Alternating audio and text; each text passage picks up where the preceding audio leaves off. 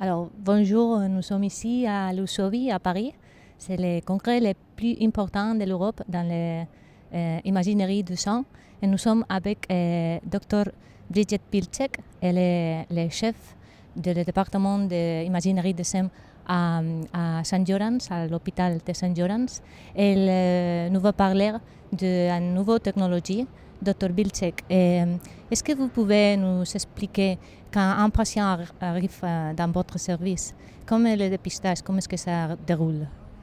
Dans notre service, les femmes de 40 à 74 ans sont invitées tous les 2 ans et elles sont invitées gratuitement par le gouvernement suédois à passer une mammographie de dépistage avec 2 vues, une vue latérale oblique et une vue de face.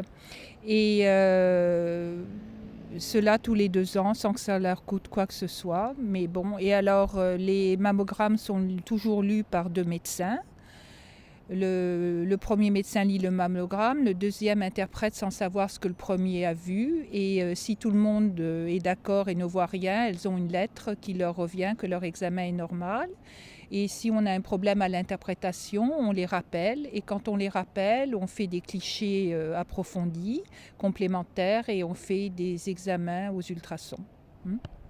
Et qu'est-ce que vous pouvez dire de les patients qui ont des sangs denses et quelle est l'implication qu'il y a pour ces patients? Il n'y a hélas pas d'implication dans le système national. Nous savons que la mammographie est moins performante dans les seins denses. Hélas, la sensibilité peut être aussi basse que 48% dans les seins très denses. Et nous savons que les seins denses en eux-mêmes sont un risque augmenté de donner un cancer du sein. Mais dans le programme national, il n'y a rien de complémentaire pour l'instant. Et on n'indique même pas aux femmes quelle densité elles ont. Elles ont juste une information que leur mammographie n'a pas montré d'anomalie.